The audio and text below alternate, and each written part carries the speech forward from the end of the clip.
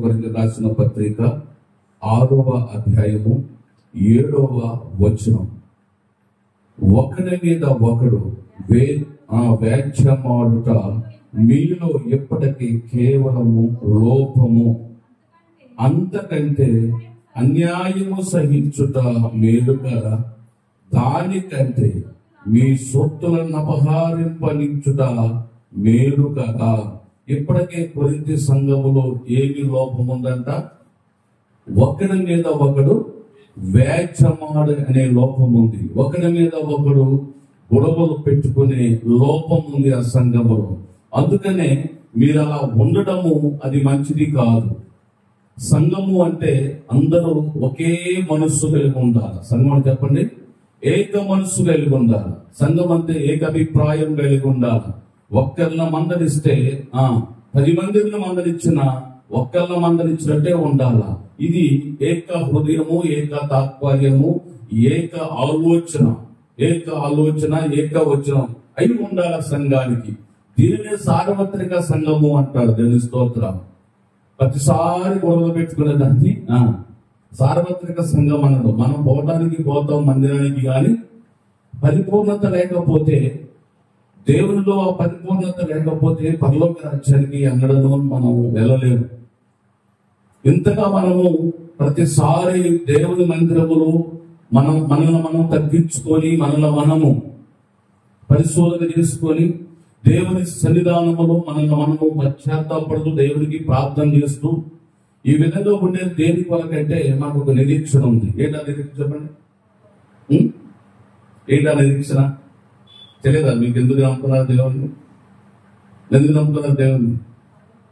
రోజు 10 దొరకాలనా? లేకపోతే 2 అంతస్తులు బిల్డింగ్ కట్టాలనా? మరి దేనికోసం? మంచి బట్టలు కట్టుకోవాలనా? మంచి వాహనాల మీద తిరగాలనా? ఎయిర్ కండిషన్ బిల్డింగ్ లో ఉండాలనా? ఏసీ కార్లు తిరగాలనా? యేసు ప్రభు నమ్ముకుంది. లేకపోతే ఈ సంవత్సరం ప్రభువా నాకు ఒక 3 ఎకరాలు కొంటానికి కృప దయచేయండి అని అంటారు. ఇక ఆమె హల్లెలూయా. 3 ఎకరాలు నీకు ఎంతవరకు అవసరం అంతవరకు దేవుడు ఇస్తాడు. అందరూ ఎకరాలు కొనుక్కోవడం పోతే దాంతో పనిచేసేవు కదా. ఎకరాలు ఉండే వాళ్ళకి ఉండాలి, పనిచేసే వాళ్ళు పని చేయాలి. అది క్రమం. కాబట్టి అందరికీ ఎకరాలు ఇవ్వడం, అందరినీ గరీబులుగా ఉంచాడు దేవుడు.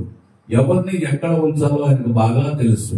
నేను పిండమనయ్యి ఉండగా నీ కన్నులు నన్ను చూచును. దేవునికి స్తోత్రం కలుగునుగాక. నేను పిండమనయ్యి ఉండగా నీ కన్నులు నన్ను చూచును అని అంటాడు. మనం ఏమై ఉన్నామో ఆయనకు బాగా తెలుసు.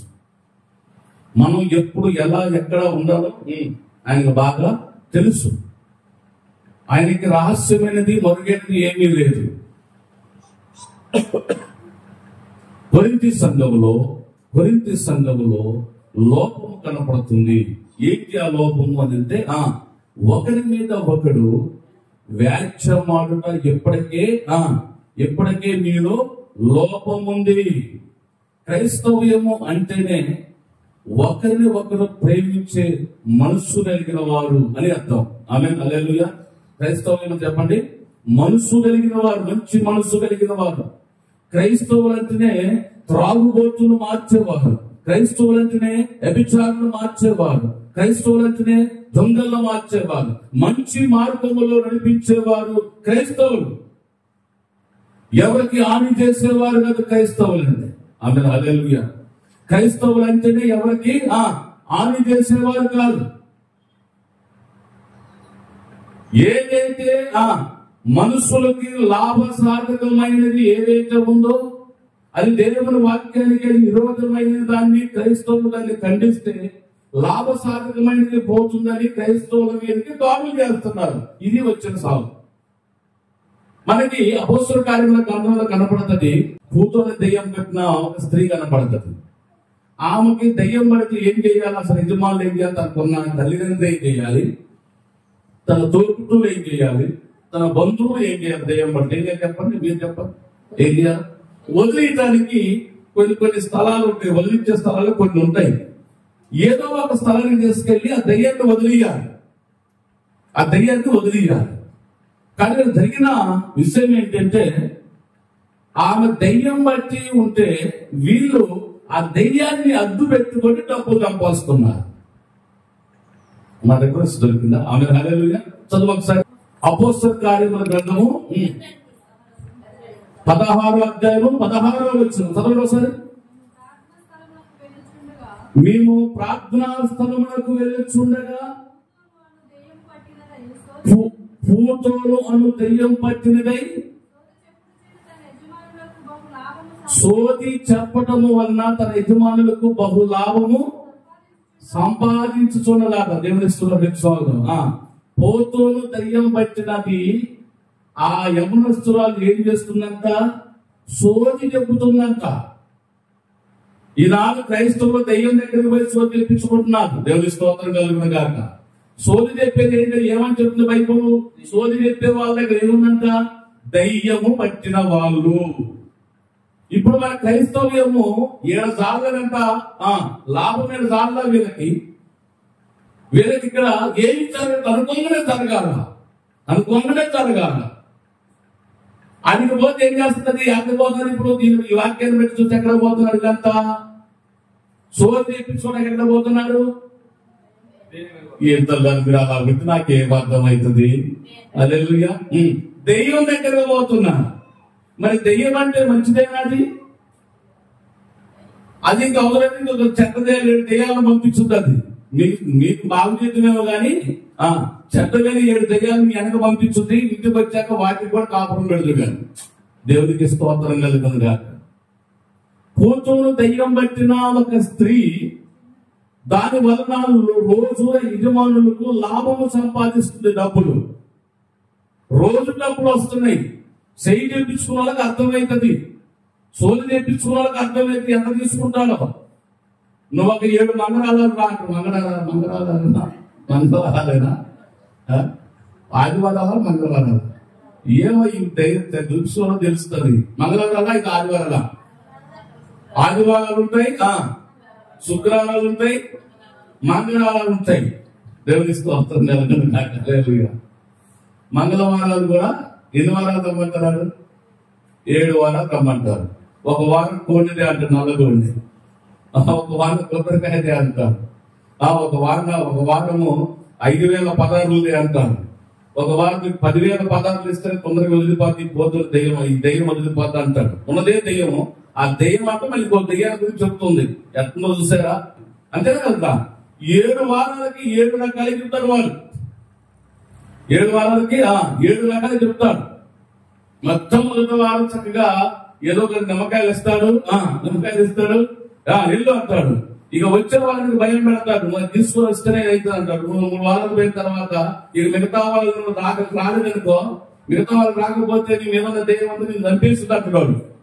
చచ్చినట్టుగా ఎన్ని వారాలు? 3 వారాలు పోతే 7 వారాలు 3 వారాలు తినడానికి 4 ఉంటాయా? 4 ఉంటాయి. ఈ 4 వారాలు డబ్బు లేకపోయినా అప్పు చేసుకొచ్చుకోవాలి, ఖచ్చితంగా పోవాలి. లాస్ట్ లో ఇక ఇంకొకరు ఉన్నప్పుడు అవసరమైతే వాడు ఏకమన్నా ఆశ్చర్యలేదు. పోయే వాళ్ళ ముఖం చూస్తున్నాడు. వీళ్ళు ఉన్నోళ్ళా లేదా, బలిసినోళ్ళా కాదని ముఖం చూస్తాడు. వాడు చూసి ఏం చేస్తారు చెప్పండి? గట్టిగున్నదంటే నల్ల మంచిగా మచ్చలేని నల్ల మేకపోతుంది తీసుకురాబడి అవసరమైతే, నల్ల గోల్డ్ రమ్మంటే అవసరమైతే మీ మొద కలయికను బట్టి మీరు ఉన్నోళ్ళ లేదా అర్థమైపోతుంది. మీ పేసులు 7 కొట్టు మొహం వేసుకొని పేద మొహం వేసుకొని అని భయమనుకోండి, ఏమి లేదంటున్నా అనుకుంటారు. సింపుల్తనంలో భయం ఏం లేదనుకుని అల్లగొడుకు సరిపెట్టుకుంటాడు. నువ్వు గట్టిగా నగలకి తిత్తగా దిగేసుకుని పోయామనుకోండి, నల్లది మచ్చలేని నల్లది మేకపోతే ఖచ్చితంగా తెగాల్సిందే అని అంటాడు. ఆమేన్. హల్లెలూయా. 10,000 ఇస్తావు, 20,000 ఇస్తావు. 3 వారాల తర్వాత నువ్వు వాడు అడిగిన ఇవ్వకపోతే నీ ఇంట్లో శాంతి లేచిపోతుంది అని అంటాడు. దేవుని స్తోత్రం. ఈ భయంతో ఏం చేస్తావు? ఎంతైనా ఇస్తావు. వాడు అడిగింది అంతైనా ఇస్తాము. దేవునికి భయం కలిగినాక వాడు ఎంత అడిగితే అంత ఖచ్చితంగా స్వీట్ చేస్తాం కదా. అవునా కదా? ఇక్కడ పూతోలు దెయ్యం పట్టిన ఒక యవనస్తురాలు చిన్నది రోజు వచ్చే వాళ్ళకి పోయే వాళ్ళకి అబ్బాయి పలానా బలి చెప్తుందట, బలి చెప్తుందట. దేవుని స్తోత్రం. ఎల్లమైపోయింది అంటే నమోస్తుడిగా మార్చబడ్డాడు ఆయన. ఓకేనా? మంచిగా ఎల్లయ్యలాగా ఉన్నప్పుడు మేము ఆయనతో మాట్లాడాము. ఇప్పుడు ఎల్లమైన తర్వాత ఇక మాట్లాడతారు. సీనియర్ డాడీకి లేకపోతే పోటీ పెట్టుకుని భద్రంగా ఆడ మనిషిలాగా ఉండిపోయాడు ఆయన. దేవుని స్తోత్రం కలుగునుగా. ఎల్లయ్య కాస్త ఏమైపోయింది చెప్పండి? ఎల్లమ్మ అయిపోయింది. ఎల్లయ్యలాగా ఉన్నప్పుడు ఆయన దేకులు ఎవరు లేరు. ఎప్పుడైతే ఎల్లమ్మలాగా మారిపోయిందో కాళ్ళు వేసుకుని పోతారు. ఆయన దగ్గర చెప్పండి, కాళ్ళు వేసుకుని పోతారు. ఏం చెప్పుకోవడానికి? సోలు చెప్పుకోవడానికి. ఇప్పుడు ఆయన ఏముందంటారు? ఇప్పుడు నాకు తెలియదు, మీరే చెప్పాలి. హల్లెలూయా. పూతోలు దెయ్యం పట్టింది ఆయన. దేవుని స్తోత్రం కలుగును గాక. అందుకనే పురుషుడు కాస్త స్త్రీగా మార్చబడ్డాడు. తను తాను నపుంసకుడిగా మార్చుకున్నాడు. లాభం బాగా వస్తుంది. ఎప్పటికైనా నన్ను చూస్తే తలగా ఉంచుకుంటాడు ఆయన. దేవుని స్తోత్రం కలుగును గాక. హల్లెలూయా. తలగా ఉంచుకుంటాడు ఎప్పుడు కూడా చూస్తే. అమ్మా అవును, ఆమేన్. హల్లెలూయా. అర్థమవుతుందా? పూతోలు దయ్యము పట్టిన స్త్రీ దగ్గరికి అనేక మంది వస్తుంటే నాలాంటి గట్టిగా ఖండించి గద్దించి తప్పు అనే సేవకుడు అక్కడికి పోయింది. నాలాగా గద్దించి ఖండించే సేవకుడు అక్కడికి పోయింది. అడిగి పోయి యేసు నామములో ఎదుగులో అని గద్దించాడు. ఎవరిని? అమ్మాయిని కాదు, అమ్మాయిలో ఉన్న దయ్యాన్ని గద్దించాడు. చదవమాట. వీరు మీకు రక్షణ మార్గము ప్రచురించు వారై ఉన్నారు. పైన ఉంటాడు, వీరు సర్వోన్నతుడైన దేవుని దాసులు. ఆమె హల్లెలూయా. సర్వోన్నతుడైన దేవుని దాసులు వీరు. ఎవరు చెప్తుంది మాట? మనిషిగా చెప్పేది ఎవరు చెప్తుంది మాట? ఆమెలో ఉన్న దయ్యం చెప్తుంది. ఉన్నది ఉన్నట్టు చెప్తాం, లేనిది లేనట్టు చెప్తాం. అంతకుముందు చెప్పింది. ఉన్నది ఉన్నట్టు చెప్తాం, లేనిది లేనట్టు చెప్తాం. మీ ఇంట్లో అది ఉంది, మీ ఇంట్లో అది ఉంది, మీ ఒంట్లో ఇది ఉంది అని చెప్పినావా? ఇప్పుడు ఏం చెప్తుందంట? ఈ దాసుడు కనపడగానే, వీళ్ళు ఎదురుపడగానే ఏమని చెప్తుందంట? సర్వోన్నతుడైన దేవుని దాసులు వీళ్ళు, ఆయన మహాదేవుని దాసులు వీళ్ళు. వీరు మీకు రక్షణ కలగజేస్తారు. వీరు మీకు రక్షణ మార్గము చూపిస్తారు. యజమానుడికే చెప్తుంది. వాళ్ళ యజమానుడికి వాళ్ళకి అడ్డుకుంటుంటే ఏ దెయ్యాన్ని అయితే పోషిస్తున్నారు, ఏ దెయ్యాన్ని అడ్డు పెట్టుకుని అయితే వీళ్ళు లాభం సంపాదిస్తున్నారో వాళ్ళకి చెప్తున్నది ఈ సువార్త చెప్తున్న దయ్యం సువార్త చెప్తుంది. కానీ దేవుని నమ్ముకునే సువార్త చెప్పట్లా. ఇప్పుడు వచ్చిన దైత్రం అదే. ఆమేన్. హల్లెలూయా. ఏమని? అందరినీ మోసపుచ్చే దెయ్యమే సువార్త చెప్తుంది. ఏమని? సర్వోన్నతుడైన దేవుని దాసులు వీళ్ళు, వీరి వలన మీకు రక్షణ మార్గం దొరుకుతుంది అని దెయ్యమే సువార్త చెబుతుంది. దేవుని గురించి దెయ్యం సువార్త చెబుతుంటే ఆ నిర్దేవుని నమ్ముకున్న క్రైస్తవం మాత్రం సువార్త చెప్పట్లే. మరి అట్లా దేవుని రాజ్యం స్థాపించబడుతుంది. ఆమేన్. హల్లెలూయా. అనంతరం కదండి క్రైస్తవ్యంలో ఎప్పుడైతే ఐక్యత వస్తుంది కదే చెప్తున్నారు. మీరు ఒకరి మీద ఒకరు వేచుమాడుకోవడం మానేయండి, ఒకరిని ఒకరు దూషించుకోవడం మానేయండి, ఒకరినొకరు విమర్శించుకోవడం మానేయండి. మీరు ఒకరిని ఒకరు ప్రేమించుకునే మార్గంలో వెళ్ళాలి. ఎప్పుడైతే ఒకరి మీద ఒకరు వేచుమాడుకుంటామో, మొన్న పగడాల ప్రవీణ్ గారిని దారుణంగా చంపేసినట్టు ప్రతి క్రైస్తవులను చంపేయడానికి అందరూ పూనుకున్నారు. ఇప్పుడు దేవుని స్తోత్రం కలుగునుగా. ఎవరైతే గట్టిగా మాట్లాడతారో వారిని ఖచ్చితంగా చంపేయడానికే ఒక బృందం లేసింది, ఒక గుంపు లేసింది. క్రైస్తవులను వననీయకుండా ఉండాలని బాగా ప్రయత్నాలు చేస్తున్నారు. ఆమె హల్లెలూయా. ఒకడు అంటాడు, నేను చచ్చిపోయే లోపులో ఒక్క చర్చి అయినా మిగిలిపోతేమని నాకు భయం వేస్తుందంటాడు వీడు. ఆమె హల్లెలూయా. నువ్వు చచ్చిపోయింది తప్పదు, నువ్వు మన నరకానికి పోయింది తప్పదు. మాకు ఒక నిరీక్షణ ఉంది. మనకి ఎవరికి? మన క్రైస్తవులకి ఒక నిరీక్షణ ఉంది. ఏంటా నిరీక్షణ? పరలోక రాజ్యం మన కోసము దేవుడు సిద్ధపరుస్తాడనే నిరీక్షణ ఉంది. ప్రకటనలో ప్రవీణ్ గారిని చంపడం అంత లోపల ఎగతాళిగా మాట్లాడుతున్నారు చాలా మంది చీకటి శక్తులు. ఆయన చంపి ఎగతాళిగా వాళ్ళు మంచి పండగ చేసుకుంటున్నారు. ప్రవీణ్ గారు ఈ రోజు దేవుని రాజ్యములో ఆయన కుడి పార్శ్వమున కూర్చొని ఉన్నాడు. దేవుని స్తోత్రం కలుగునుగా. హల్లెలూయా. యేసుక్రీస్తే లేచి స్వాగతం చెప్తాడు ఆయనకి. దేవదూతలు కోట్ల దేవదూతల యొక్క స్వాగతం పలుకుతాయి. ఎందుకో తెలుసా? ఆయన చేసిన పని అలాంటిది. ఆయన అంతిమయాత్రలో నీ ప్రధానమంత్రి చచ్చిపోతున్న అంతమంది రారు. ఆమె హల్లెలూయా. నీ ప్రధానమంత్రి కాదు, నీ అవుట్ ఆఫ్ కంట్రీలో ఎవరు చచ్చిపోయినంతమంది రారు. ఒక సేవకుడు చచ్చిపోతే సికింద్రాబాద్ అంతా నలుమూల ట్రాఫిక్ అంతా జామ్ అయిపోయింది. దేవుని స్తోత్రం. ఎక్కడిది జనసంచారం?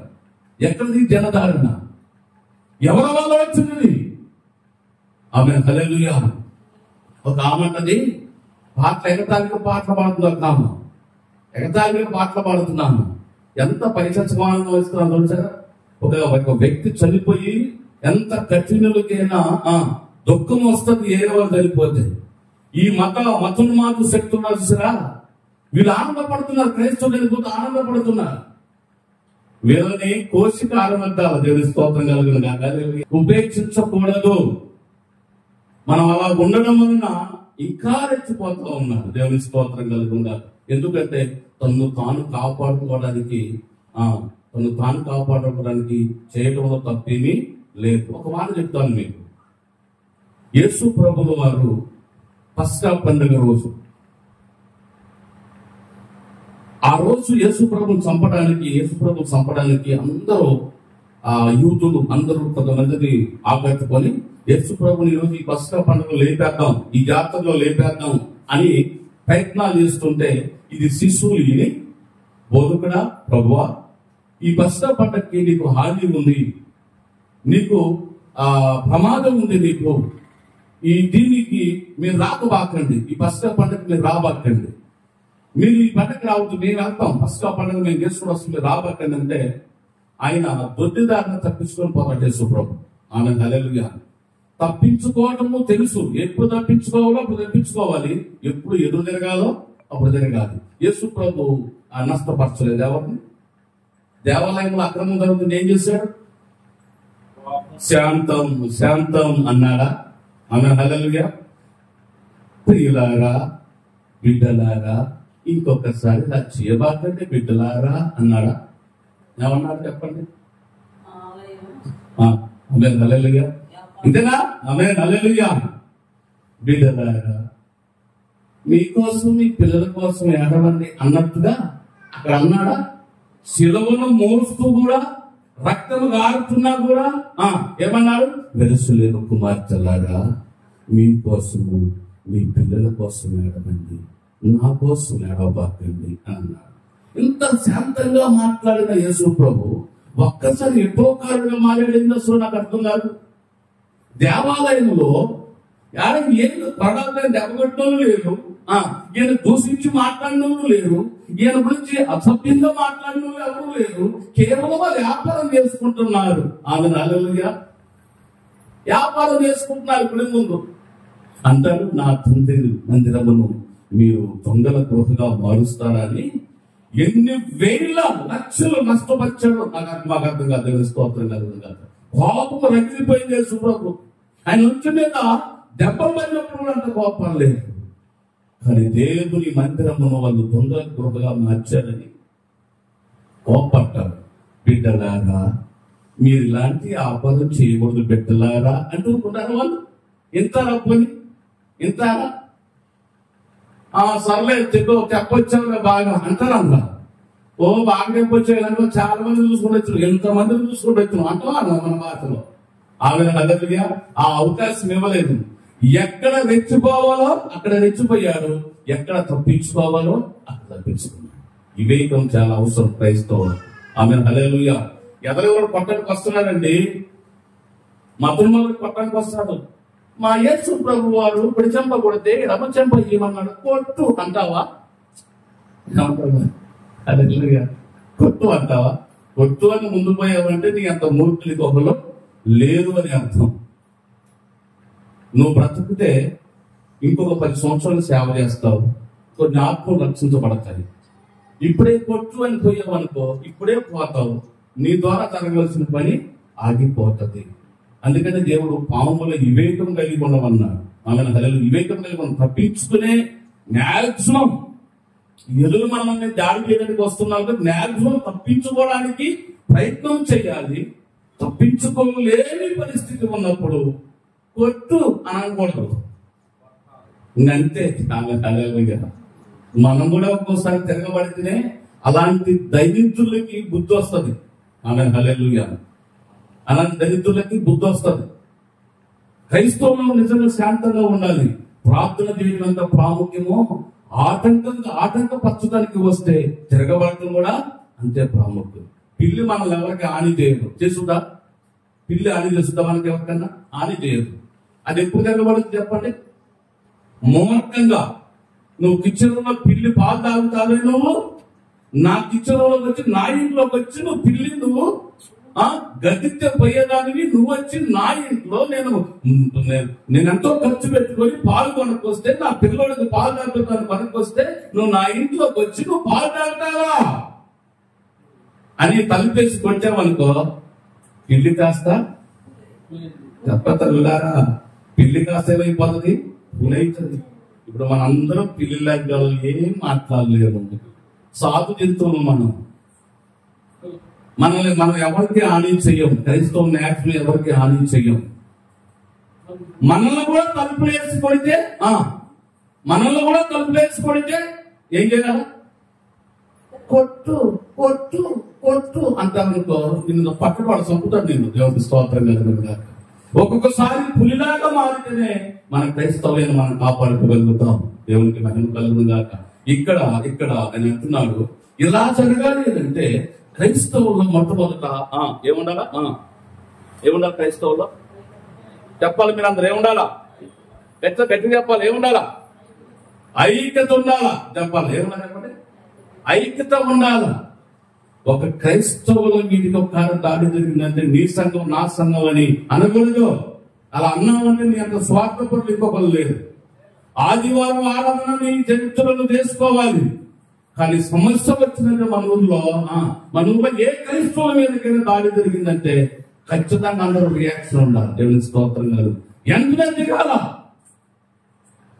స్పెషల్ ఫోర్స్ దిగాలి. ఎంతనే అందరూ గ్రామాల్లో ఉన్న అన్ని సంఘ విశ్వాసాలు అందరూ ఆ విశ్వాసాలు ఎక్కడైతే దాడి జరిగిందో ఆ ఊర్లో ఆ చర్చి దగ్గరకు వచ్చి నిలబడాలి కవచంలాగా. అప్పుడు మాత్రం వాళ్ళు వస్తారా? ఆమె ఈ రోజు ఎక్కడెక్కడో వచ్చి పల్లెటూరులోకి వచ్చి క్రైస్తవులను రెచ్చగొట్టి పాస్టర్లకు కొడుతూ సంఘ పెద్దలకు కొడుతూ ఛత్తీస్గఢ్లో పోయిన సంవత్సరం సంఘ పెద్దని నరికేశాడండి. ఛత్తీస్గఢ్లో సంఘ పెద్దలు నరికారు. ఆమె హల్లెలూయా. ఎందుకు ఇదంతా ఎందుకు జరుగుతుందంటే క్రైస్తవులలో ఐక్యత లోపించింది. ఇక్కడ ఏముంది? ఒకరి మీద ఒకరు వేచమాడుకుంటున్నారు. ఈ కొరింథీ సంఘంలో చెప్తున్నారు, ఇప్పటికే మీ మీద ఒక లోపం ఉంది. మీలో ఇప్పటికే ఒక లోపం ఉంది. ఏంటి ఆ లోపం అంటే ఒకరి మీద ఒకడు వేచమాడుతున్నారు. మనలో మనం పట్టుకొని సాగడం కాదు, మన మీదకి వచ్చేది కొట్టి సంపాదన. దేవుని స్తోత్రం కలుగుతారు. కొంతమందికి ఈ బోధ వెరైటీగానే ఉంటుంది. ఇదేంటి అయ్యగారు కొట్టి సంపాలంటున్నారు, శాంతంగా ప్రకటించాలని చెప్పాలి కానీ కొట్టి సంపాలంటున్నాడు ఏంటి అని కొంతమందికి అర్థమైంది ఈ వీడియో చూసిన వాళ్ళు. ఆమె హల్లెలూయా. తప్పించుకునే మార్గం తెలవాలి మనకి, ఎదురు తిరిగే మార్గం కూడా తెలవాలి. బైబిల్లో మాట్లాడుతుంది, కోపపడుడు గాని పాపము చేయకూడదు. ఏం చెప్పండి? కోపపడుడు గాని పాపము చేయకూడదు. ఈ రెండింటికి అర్థాలు ఏంటి అసలు? ఈ రెండింటికి అర్థాలు ఏంటి? కోపపడమంటున్నాడు, పాపం చేయొద్దు అంటున్నాడు. ఇది తెలియక చాలా మంది ఈ చిన్న సూత్రం తెలియక అయోమయ స్థితిలో పడిపోయారు. ఆమె హల్లెలూయా. యేసు ప్రభువు వారు క్షమించగలిగేటప్పుడు క్షమించారు, తిరగబడేటప్పుడు తిరగబడ్డారు. ఆమె హల్లెలూయా. ఆ కోపపడవలసి వచ్చింది, అక్కడ కోపపడ్డాడు. దేవాలయంలో అన్ని నష్టపరిచాడు.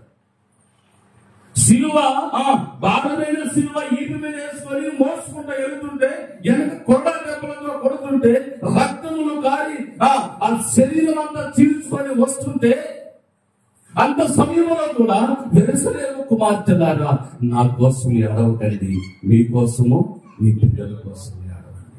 ఎంత శాంతమూర్తి, అంత శాంతమూర్తికి ఒక్కసారి అలాగా లేచిపోయాడేంటి? కోపం అంత వచ్చిందేంటి? ఆమేన్ హల్లెలూయా. దీని అర్థం ఏంటంటే, కోపపడేటప్పుడు అది స్వార్థము లేనిదై ఉండాలి. కోపం వచ్చిందంటే నీకు ఏదో నష్టము కలుగుతుంటే దానిని తొలగించడానికి కోపగించాలి. నీ పాపాన్ని కప్పెట్టుకోవడానికి కోపగించకూడదు. నీ తప్పుని దాచిపెట్టుకోవడానికి కోపగించకూడదు. నీ అక్రమాన్ని దాచిపెట్టుకోవడానికి కోపపడకూడదు. కానీ నీకు హాని జరుగుతున్నప్పుడు, నువ్వు ఎవరికి హాని చేయనప్పుడు, నీకు హాని జరుగుతున్నప్పుడు దాని విషయంలో కోపపడటంలో పాపము లేదు అని అర్థం. ఆమేన్, హల్లెలూయా. కోపము లేదు, ఆ పాపము లేదు. నీ స్వార్థానికి కోపగించావనుకో, నీ తప్పుని కప్పెట్టుకోవడానికి ఉదాహరణ, నువ్వు అక్కడ దొంగతనం చేయలేదు అంటే, నేనా నన్ను దొంగ అంటావా అని అన్నావు అనుకో, ఇప్పుడు ఏమంటారు? నిజంగా దొంగతనం చేస్తావు, అది నీ అంతరాత్మకు తెలుసు. అయినా కూడా పైకి తిరిగి నువ్వు చూసావా నేను దొంగనా అని నువ్వు రెచ్చిపోయావు అనుకో, కోపగించుకొని ఎదటోడి మీద బాగా కోపగించుకొని బాగా మాట్లాడటానికి ప్రయత్నం చేసావనుకో, నేను ఏమంటే పాపము అంటారు. నీకు అన్యాయం జరుగుతుంటే, అన్యాయం అవతలలో వస్తుంటే ఆ విషయంలో పాపపడితే పాపము లేదు. లాగనే క్రైస్తవుల మీద దాడి జరుగుతుంటే పాపపడటంలో పాపమేమీ లేదు. మనల్ని మనం రక్షించుకోవాలి, మనల్ని మనం రక్షించుకోవాలి, మనల్ని మనం కాపాడుకోవడానికి పాపపడటంలో పాపమేమీ లేదు. ఇక్కడ అంటున్నాడు ఇప్పటికే మీకు ఒక లోపం ఉంది. మీరు ఒకరి మీద ఒకరు వ్యక్తి మాట్లాడుకుంటున్నారు. అలాంటి దుర్మార్గమైన ఆలోచన మానేసి ఇప్పుడు ముందు ఒకరినొకరు ప్రేమించుకోవడం నేర్చుకోండి. ఒకరినొకరు ప్రేమ కలిగి మాట్లాడడం నేర్చుకోండి. ఒకరినొకరు ఆదరించుకోవడం నేర్చుకోండి. సంఘంలో ఎప్పుడైతే ఒకరినొకరు పలకరించుకోవడం వస్తుందో, సంఘంలో ఎప్పుడైతే ఒకరినొకరు ప్రేమ కలిగి ఉండడం నేర్చుకుంటారో, సంఘంలో ఒకరినొకరు అభిమానించుకోవడం ఎప్పుడైతే నేర్చుకుంటారో, సంఘం అంతా ఐక్యతగా ఉండడం ఎప్పుడైతే నేర్చుకుంటారో, దుష్టుని తరమ కొట్టగలిగే ఐక్యత మనలోనికి వస్తుంది. ఆమేన్, హల్లెలూయా. అర్థమవుతుందా మీకు? గోడలకు వచ్చి అర్థమైపోతుందా? ఆమేన్.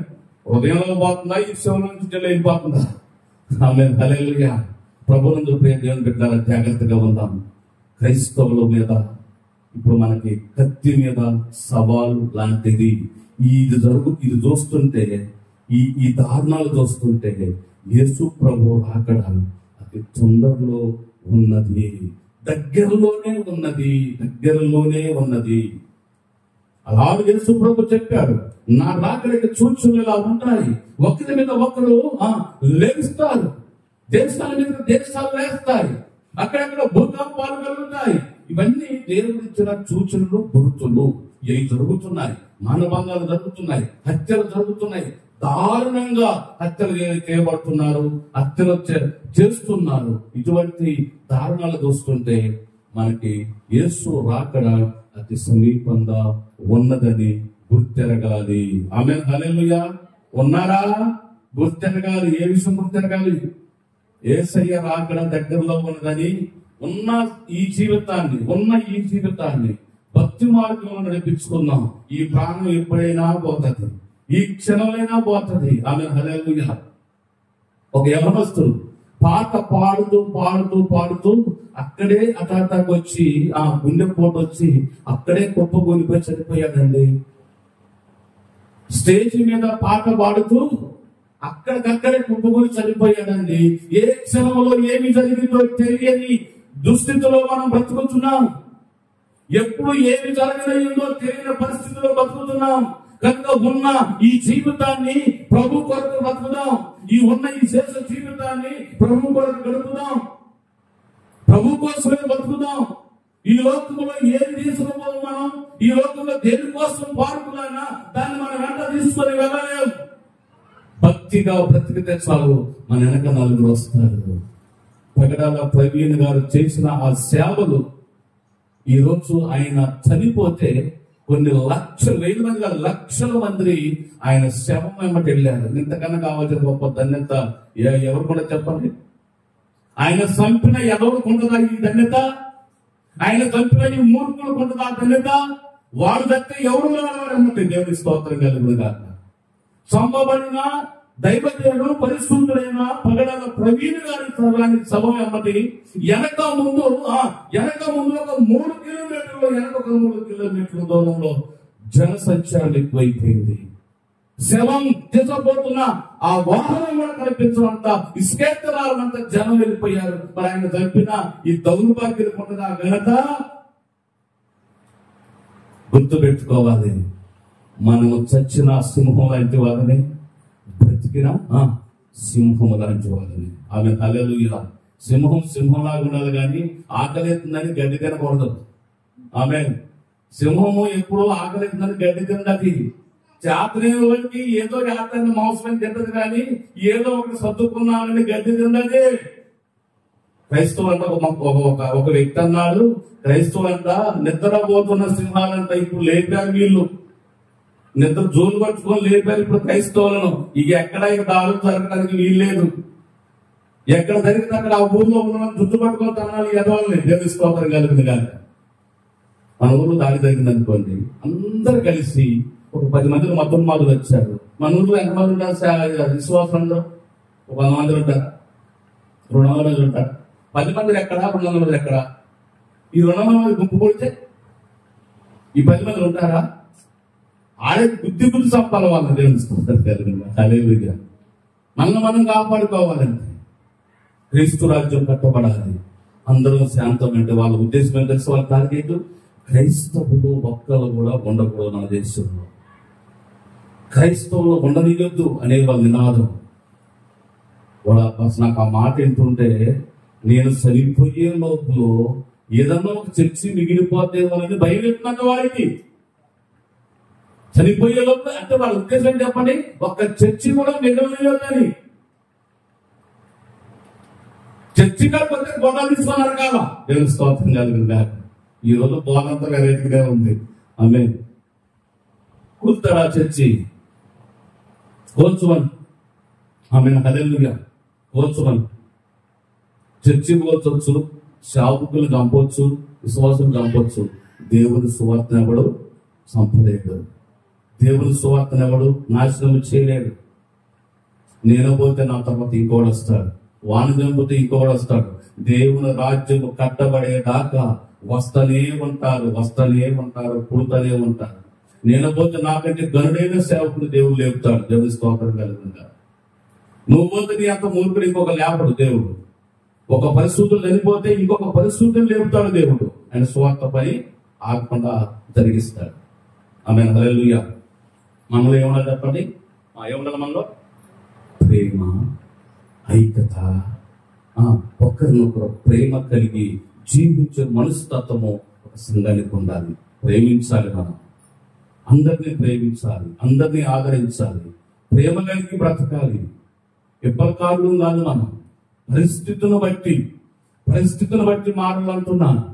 పరిస్థితి అనుకూలంగా లేనప్పుడు తప్పించుకునే మార్గం వస్తే తప్పించుకోవడానికి ప్రయత్నం చేయాలి. తప్పించుకోకుండా గదిలో వేసి తలుపేసినప్పుడు ఇక కొంచెమైనా తిరగవాలని తప్పదు. అలాంటి సమయం వచ్చినే తప్ప మిగతా సమయం అంతా అందరి కోసం ప్రార్థన చేయాలని బైబిల్ చెబుతుంది. మీరు నెమ్మదిగాను సుఖముగాను బ్రతుకునే నిమిత్తము మనుషులందరి కొరకును రాత్రుల కొరకును ప్రార్థన విజ్ఞాపన చేయాలని పరిశుద్ధ గ్రంథం చదివిస్తా ఉంది. ఆమె హల్లెలూయా. ప్రార్థన చేయాలి, అందరినీ ప్రేమ కలిగి ఉండాలి, అందరినీ ప్రేమతో పలకరించాలి. ఇలాగ మనం ఉంటే తప్పకుండా దేవుని రాజ్యం కట్టబడుతుంది. మనల్ని మనం కాపాడుకుంటాం. మన క్రైస్తవ జీవితం బ్రతికినంత కాలము దేవుని కొరకు బ్రతుకుదాం, జీవించుదాం దేవుని కొరకు. కానీ 4 ఆత్మలు రక్షించడానికి ప్రయాసపడదాం. తప్పకుండా దేవుడు మీ కుటుంబాన్ని ఆశీర్వదకరంగా మారుస్తాడు. ఆమె హల్లెలూయా. ఏముండాలి సంఘంలో? ఏముండాలా? ప్రేమ, ఐక్యత, ఏక భావము, ఏక మనసు కలిగి సంఘములో ఉండాలి. సంఘములో ఎక్కడన్నా ఏమైనా జరుగుతుందంటే అందరూ ఏం చేయాలి చెప్పండి? అలా జరిగిందా, భలే పని అయిపోయింది, ఇంట్లో ఉండి భలే పని అయిపోయిందనే ఆ స్వార్థమైన మాట ఆఫ్ చేయాలి. అవునా, మా సంఘంలో వ్యక్తిగా జరిగిందా, అదే బలం స్తోత్రం. ఎక్కడప్పుడు ఆ కుటుంబానికి ఆదరణ ఉందా, ఉండదా? ఒక కుటుంబము దుఃఖ సాధ్యంలో మునిగిపోతుంటే సంఘం అంతా రియాక్షన్ రియాక్ట్ అవ్వాలి. అక్కడ సంఘం అంతా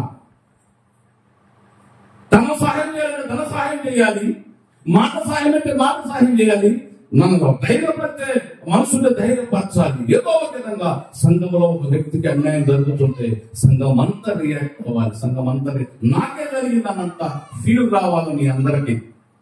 మీకే కాదు, ఈ వీడియో చూస్తున్న ప్రతి ఒక్కరికి, ప్రపంచం అంతకి తెలుస్తుంది ఇది దేవుని స్తోత్రం కలిగిందా. ఏ గ్రామంలో ఉన్న సంఘాలైనా సరే ఐక్యతగా ఉండాలి. ఆమె హల్లెలూయా. ఐక్యత ఎప్పుడైతే ఉంటుందో అక్కడ శత్రు శేషం ఉండదు. ఐక్యత ఎప్పుడైతే ఉంటుందో అక్కడ శత్రువులు ఉండరు.